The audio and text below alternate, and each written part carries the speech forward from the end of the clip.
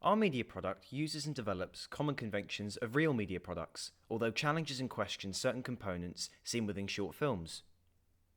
Before producing our film, Sammy and I conducted some thorough research into the conventions of products, including short films, film posters, and film reviews.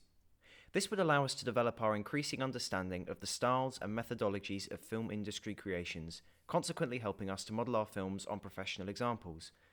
Specific inspiration came from a short produced by filmmaker Ryan O'Connor titled Watermelon, who relied upon the techniques of non-diegetic narration, repetitive elements, fairy tale-like styles, and camera shots, including close-ups. Not only to Jeffrey but to Susan Blake, Carl Knowles, and the entirety of the ninth floor, he was a watermelon.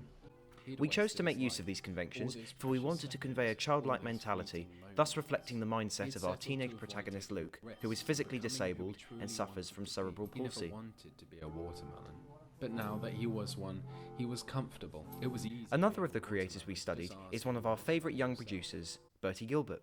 He has produced various works that we find very influential. Sadly,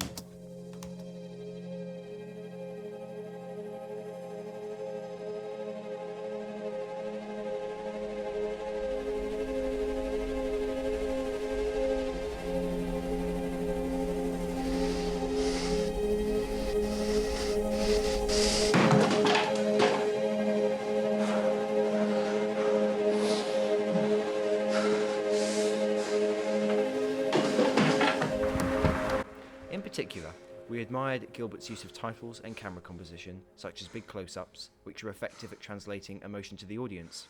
We used these during our short film, such as when both our male protagonist Luke and female protagonist Emily wake up. The conventions of our short film incorporated and developed opening and closing credits, editing techniques such as match on action and jump cuts during Luke's morning sequence of waking up and eating breakfast, a range of camera shots, such as two shots during Luke and Emily solving the sad equation to establish a relationship between them, and alternate non-diegetic instrumentals to convey juxtaposing emotions when introducing the solemn restricted life of Luke and outgoing relaxed life of Emily. Subsequently, we were able to make our production appear more industry-natured, increasing its cinematographic standards and visual quality. However, we were able to challenge the conventions of real media products by incorporating radical as well as reactionary representations. This would allow our audience to challenge the stereotypical ideologies existing within current society about disability. Whilst our film involved a reactionary representation, suggesting that a disabled character is more physically limited in comparison to a non-disabled character, a radical representation was also present, in which our character possessed an unusual talent, tackling complex mathematical equations. What's more, at the end of the film, the storylines contrast with the social misconception that disabled people are friendless and isolated, since Luke is able to gain a friend in the form of Emily.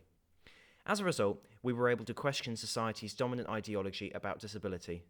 Additionally, we challenged the conventions of short films by using unorthodox methods such as non-diegetic narration and repetitive scripting. These were bizarre and complex in nature, contradicting several of the somewhat mature components of current shorts in the filmmaking industry. Nonetheless, these proved successful due to our maintained commitment and creativity towards the task.